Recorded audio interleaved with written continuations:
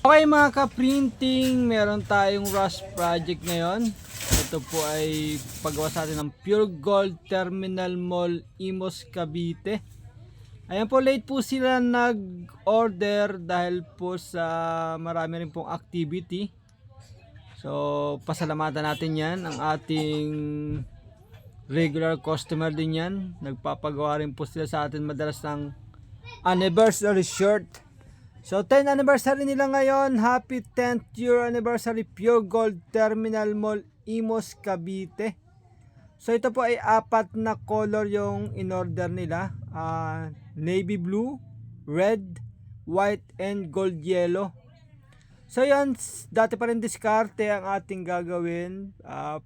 Pag sama-samahin po natin per color and size.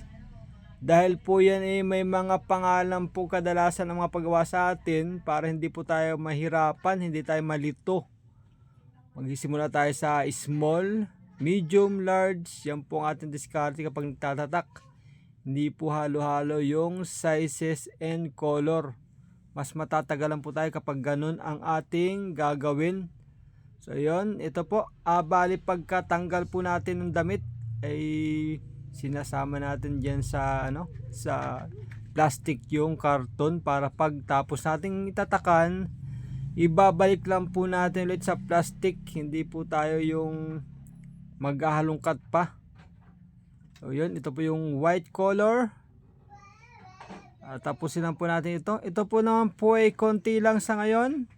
36 pieces ang kanilang order dahil po ito ay mabilisan lang. Yung mga ibang hindi nakahabol, hindi na muna natin tinanggap dahil po mahirap pong tumanggap ng alanganin. Kailangan po ay final kaagad. Kung ilan po yung nakalista, yun po. Mahirap po yung pahabol-habol dahil tayo po maipit sa oras kapag ganito na mabilisan. At yun na, natapos nating tanggalan ng plastic itong mga damit. So yung pinagtanggalan natin ng damit na plastic, ilagay lang po natin yan sa isang lagayan para po hindi magulo, no? Pinaghiwalay ko rin po yan yung pambabae and panglalaki dahil magkaiba po ng color ng plastic yan. So pagtapos natin natakan, ibabalik lang po natin yan dito. So ganun lang po ang ating diskarte. At ito po yung ating DTF na itatatak. Pinaprint po natin ito.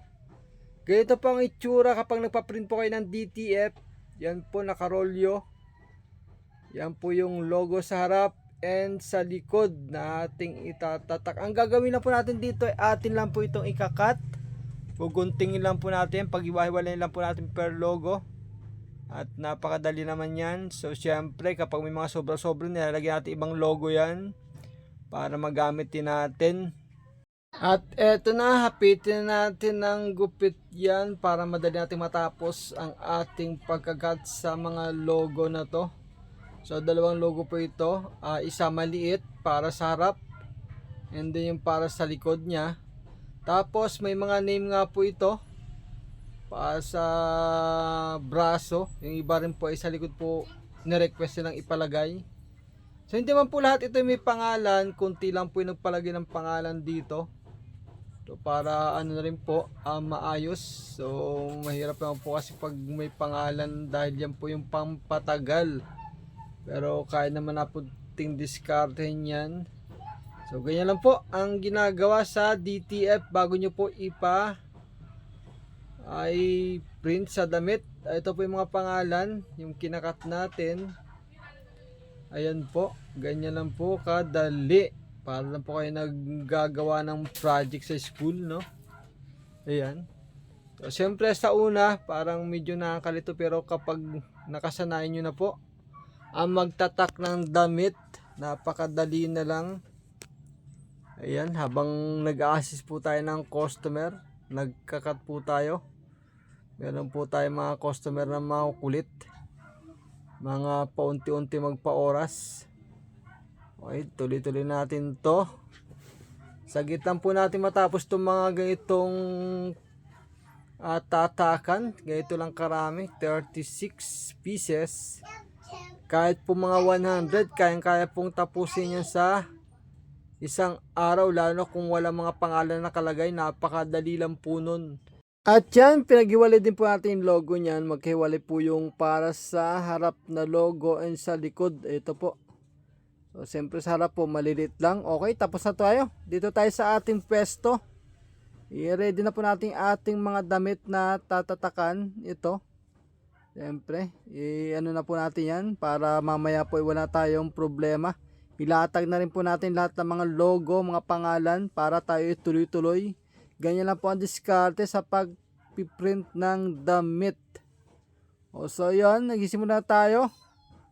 Baba na tayo dyan. Sa harap na logo, ang ginagawa po natin dyan, ilalagyan natin ang illustration board sa ilalim pinakasapin.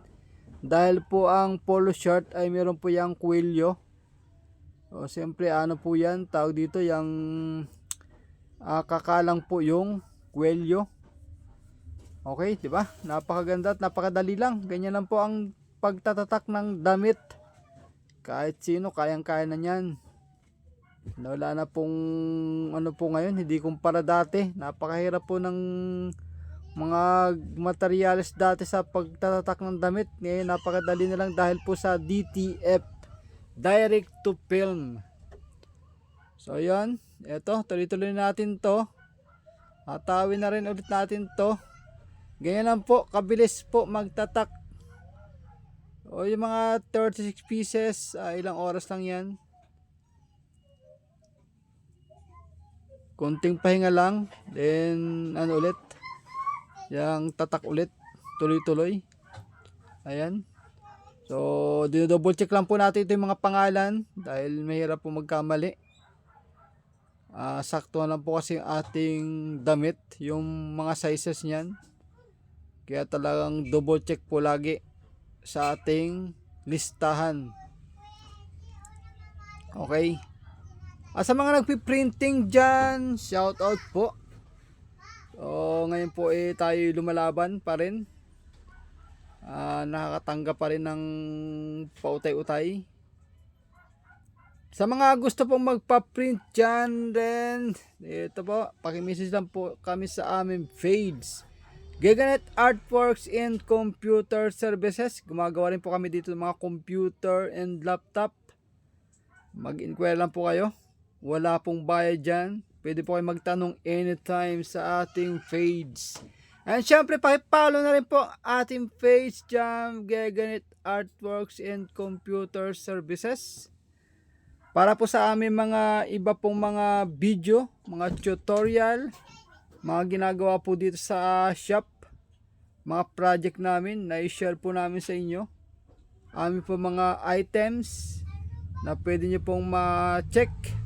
Baka may maibigan po kayo, magpagawa po kayo ng mga invitation, mga souvenir, at may mga problema po kayo sa computer, pwede po kayo magpagawa sa amin. Pwede rin po kayo magbumili ng mismong unit ng computer, laptop.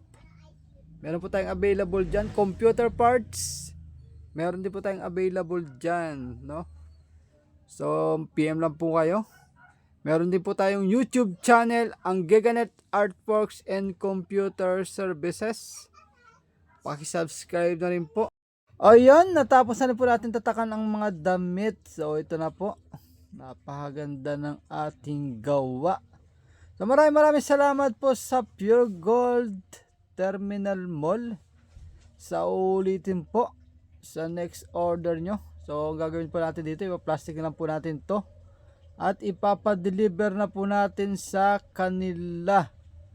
So, yun. Again, maraming salamat and happy 10th year anniversary Pure Gold Terminal Mall. Thank you, thank you, thank you.